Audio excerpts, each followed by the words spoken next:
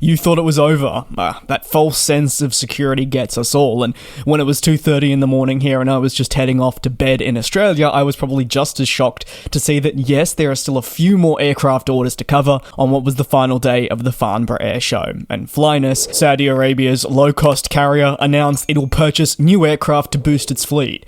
The pretty substantial agreement includes purchases for not just narrow-body aircraft, but also wide-body ones. Flynas, by signing an MOU, intends to make this firm commitment to 90 total aircraft. So yes, almost in the 3 digits. As part of the agreement, the carrier will take on up to 75 A320neo family jets, with the variants included in this family not specified at this point. Of course, this could range from the base model A320neo all the way up to the A321XLR. But away from that, the other part of the commitment comes in the form of the A330-900, part of the A330neo, with 15 units ordered. Once these planes are delivered, Flynas expects to significantly, and yes, significantly increase its overall market capacity, while enhancing range and hopefully with that, overall customer experience. Furthermore, these new gen planes will improve the airline's overall efficiency and, because of that,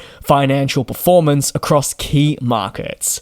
The A330neos will be configured to 2 classes, with a staggering 400 passengers there or abouts in a high-density layout aimed with a view of this maximizing passenger numbers across crucial locations on its route network. As for the remaining aircraft, well, Flynas is targeting deployment across not just international markets, but also domestic and regional ones.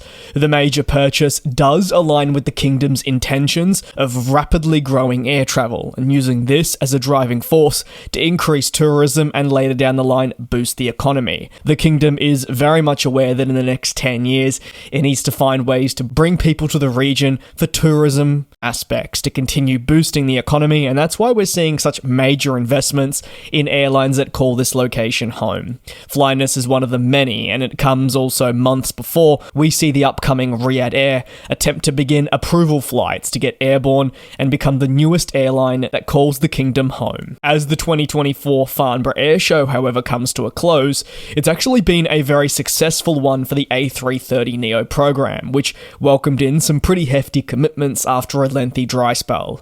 This is a family that continues to be a slow grower, but slowly but surely is seeing its backlog grow, and it's becoming a modest alternative for wide-body flying. From Virgin Atlantic to Vietjet to now Flynas have all committed to the aircraft during this trade show, with either an excitement to begin flying it or to continue flying the type.